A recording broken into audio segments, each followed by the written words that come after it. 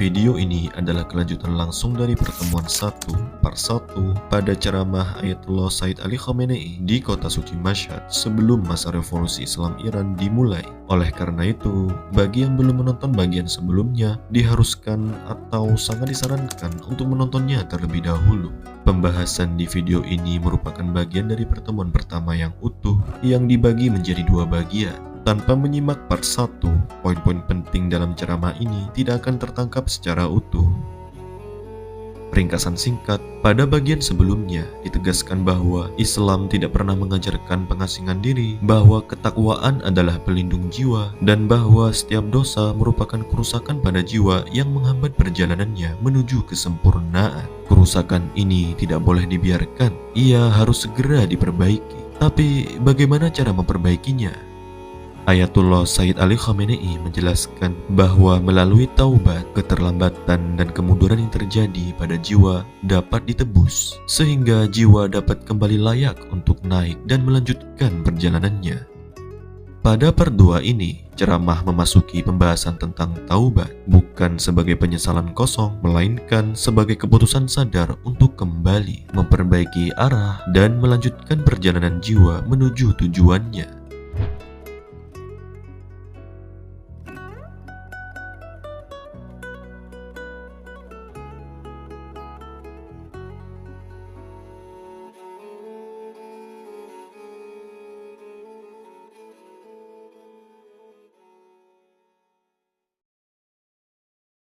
خدای متعال نمیگوید چون تو گناه کردی حالا هر چه کار نیک بکنی ما اون گناه رو اصلا از بین نخواهیم برد. لج نمیکنه خدا. و انی لغفار، ما لجباز نیستیم، ما غفاریم. اون گناهایی که انجام گرفت، اون اشتباهاتی که به وجود آمد، ما حاضریم از اون اشتباهات صرف نظر کنیم در صورتی که جبران بشود. نمیگیم چون شما یه روز اشتباه کردید حالا 100 برابر مجاهدت کردید، مجاهدت شما به خاطر اشتباه شما هیچ. نه، و انی لغفار، ما غافریم، ما خلأها رو پر میکنیم، زخمها رو التیام میدیم. اما برای کی؟ لمن تاب و آمن و عمل صالحا ثم اهتدی. من بخشندم برای اون که توبه کند. Lalu, apa sebenarnya arti bertaubat? Bertaubat berarti kembali ke jalan yang benar, kembali ke fitrah manusia yang suci. Disinilah jalan menuju kesempurnaan dimulai. Inilah jalan yang seharusnya kita tempuh. Tuhan siap mengampunimu. Tapi kapan? Saat kamu benar-benar bergerak menuju kesempurnaan, saat kamu kembali ke jalur yang benar. Liman taba, bagi mereka yang bertaubat, berarti kembalilah, bertaubatlah. Bertaubat adalah proses kembali ke pangkuan Sang Pencipta, dan bertaubat yang sebenarnya meliputi penguatan iman dan pelaksanaan amal saleh. Inilah inti dari pengampunan ilahi, bukan sekedar kata-kata permohonan maaf, melainkan tindakan nyata untuk kembali ke jalan kebenaran. Seseorang tidak boleh lalai dalam beramal dan bertindak. Tidak cukup hanya berbicara atau menyenangkan diri sendiri dengan klaim-klaim keimanan tanpa bukti nyata. بنابراین مغفرت یعنی پر کردن اون خلأهایی که زخمهای روح انسانند. با پر کردن اونها انسان به کمال میرسه. این شایسته است که انسان در راهش کوشش کند، مسابقه بدهد، سرعت بگیرد. مغفرت خیلی مهمه. مغفرت این نیست که خدای متعال بی حساب از روی دل بخواه به کسی رو مورد لطف بی جایی قرار بده بدون اینکه خود اون کوششی در راه این لطف الهی کرده باشه. و سارعوا الی مغفرت من ربکم، سرعت بگیرید به سوی مغفرتی از پروردگارتان و جنت و بهشتی عرضها السماوات والارض که پهنا و گستردگی آن به قدر آسمان ها و زمین است. اعدت آماده شده است للمتقین برای متقیان. Ada sebuah pepatah terkenal yang berbunyi, "Wahai Tuhan, sesungguhnya engkau berasal dari surga, dan kelak kau akan kembali ke surga jika Tuhan mengizinkan." Perkataan ini benar adanya dan mengandung kebenaran yang mendalam.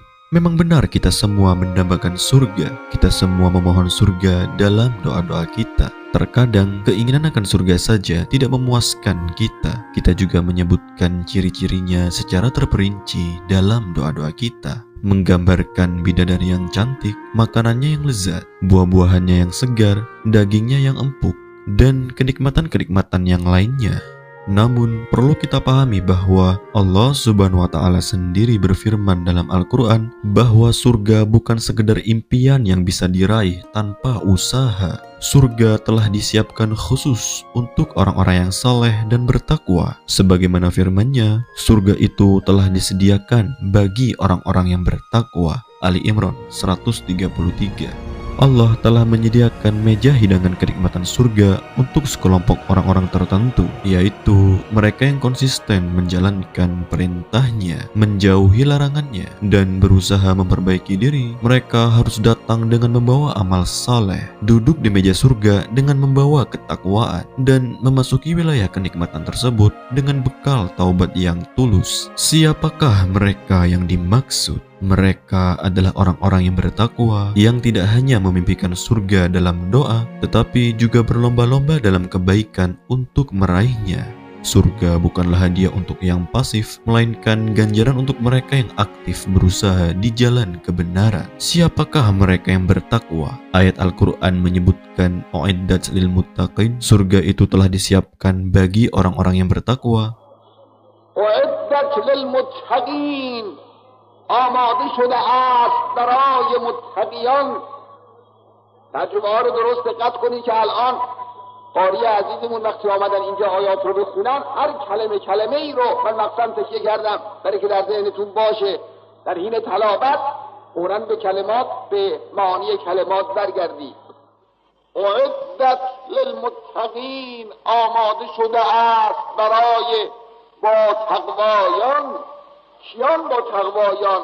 الذین ينفقون فی السراء والضراء، اون کسانی که انفاق میکنند در خوشی و ناخوشی.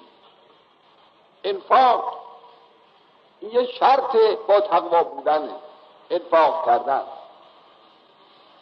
انفاق را با چند بار تا حالا معنا کردم، عیبی نداره اینا رو تکرار کنیم، چون اینا حرفاییست که غالبا تازه به گوش شما میرسه.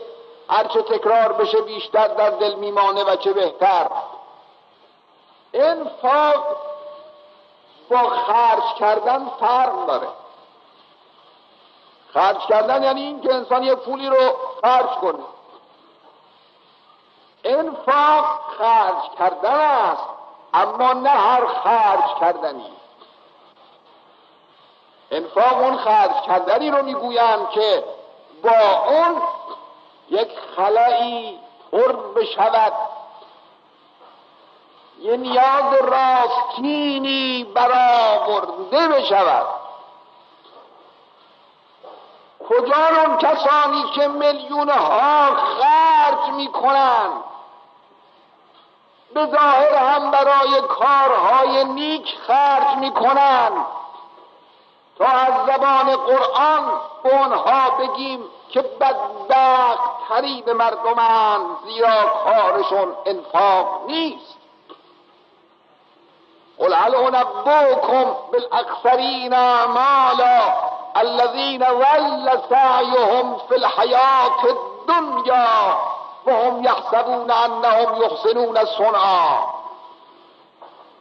این پولهایی که خرج میشه، این در و زیورهایی که بر پیکر گرسنه یک عده مردم آویخته میشه، این پیرایه های زیادی و دروغ اینها انفاق نیست. چرا؟ چون خلایی رو پر نمیکنه. Wahai saudaraku, jika kamu memberikan sejumlah uang, misal 10.000 kepada seseorang yang memiliki 100.000 atau lebih dalam kantongnya, dan ia mampu menggandakan harta tersebut berkali-kali lipat, maka tindakanmu bukanlah infak. Jika kamu memberikan 10.000 itu kepada seseorang yang sedang menunggu sedekah untuk membeli sepotong roti guna mengisi perutnya yang lapar, maka itulah infak yang sebenarnya. Namun, perlu dipahami bahwa maksudnya bukan berarti kamu harus segera pergi memberikan 10.000 itu kepada setiap pengemis yang kelaparan. Dalam situasi tertentu, bahkan memberi makan orang lapar pun belum tentu disebut infak. Misalnya, ketika kemiskinan dan kelaparan telah menyebar seperti rumput liar yang tak terhitung jumlahnya di tanah, memberi makan satu orang lapar hanyalah seperti memotong sehelai rumput liar itu. Berapa nilainya rumput liar di tanah itu? Meskipun rumput liar tersebut menghilang di depan mata kita, seberapa pentingkah rumput liar itu? Seberapa berhargakah rumput liar itu? Sangat sedikit, bahkan nyaris tidak berarti. Maka, infak yang sejati adalah pemberian yang benar-benar mengisi kekosongan dan memenuhi kebutuhan yang mendesak.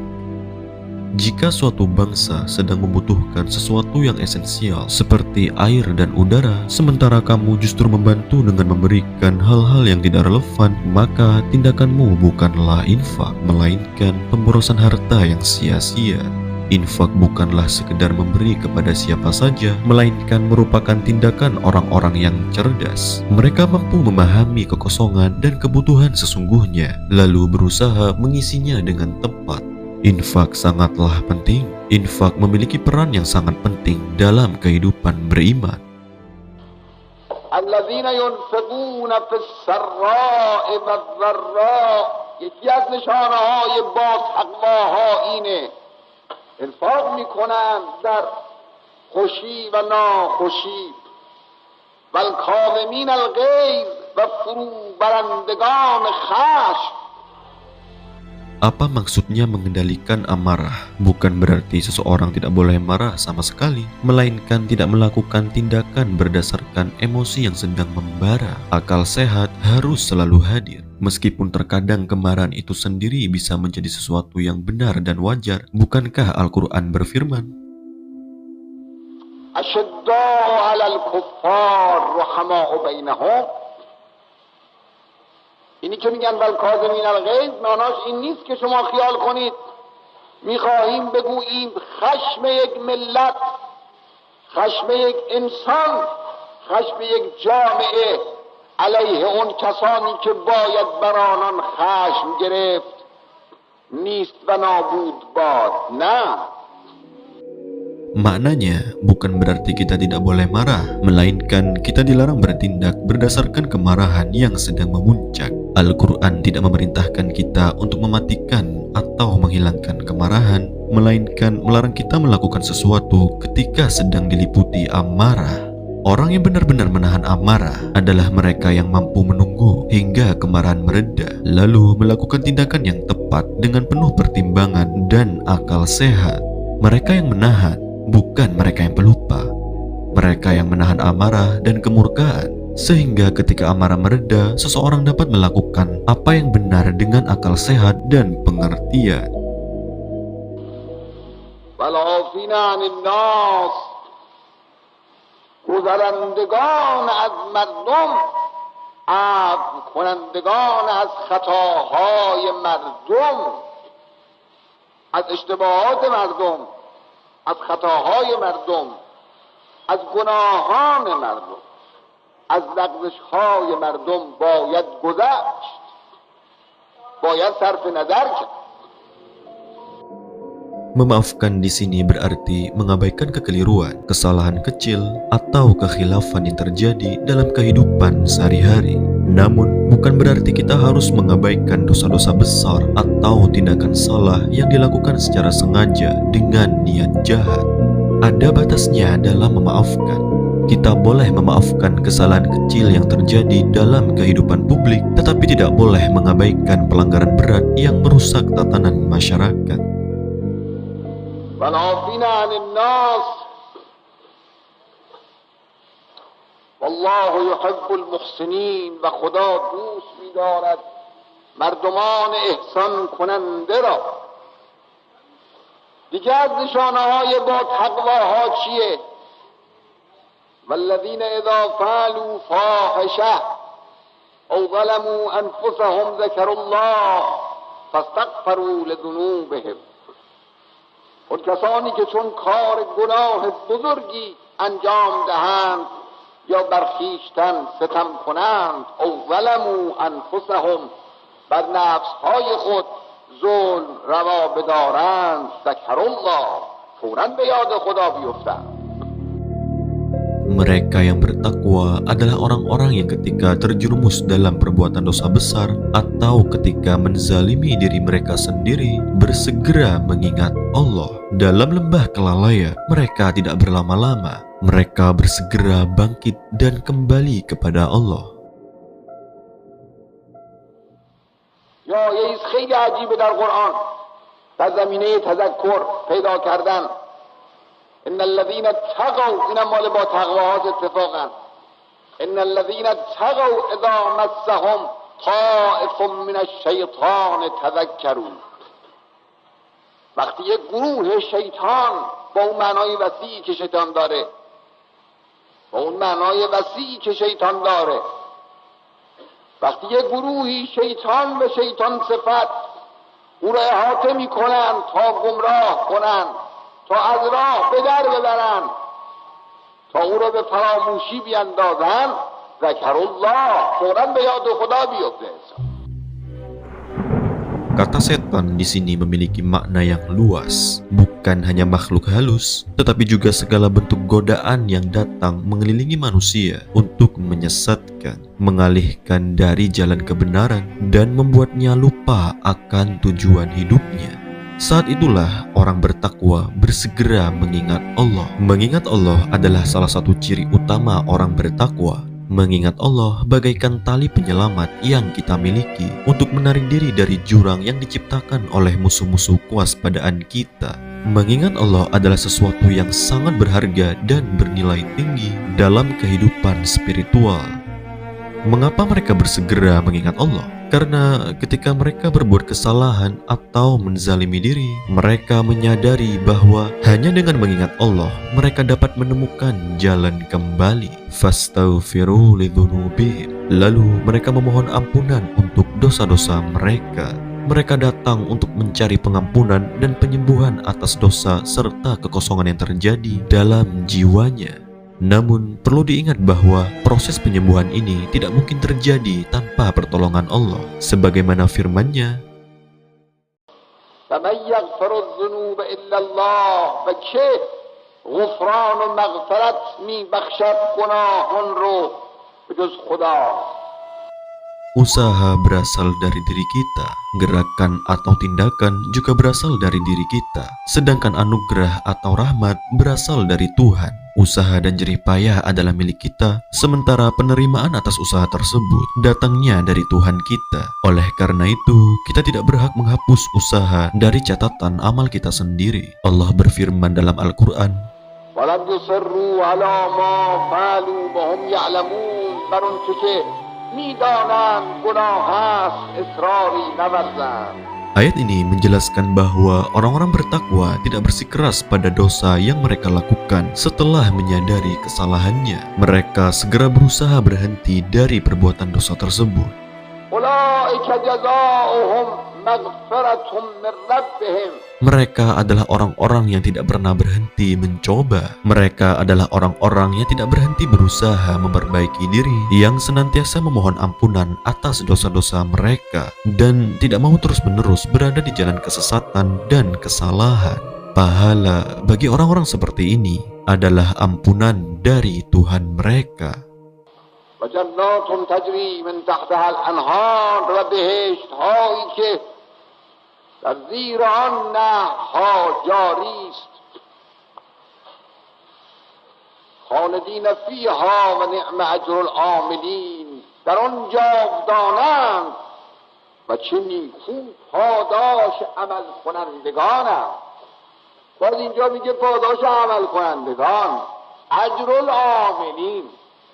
مسئله عمل یکی از مسائل بسیار مهمه در این سلسله معارف اسلامی که انشاءالله در بحث‌های قرآنی و در این تلاوت‌ها به ترتیب تا آخر ماه رمضان در نظر دارم که مرتباً بیان کنیم و عرض بکنیم. یکیش اختصاص پیدا میکنه به همین مسئله عمل. سلسله جلسات طرح کلی اندیشه اسلامی در قرآن، مشهد مقدس، مسجد امام حسن مجتبی علیه السلام، صحبا.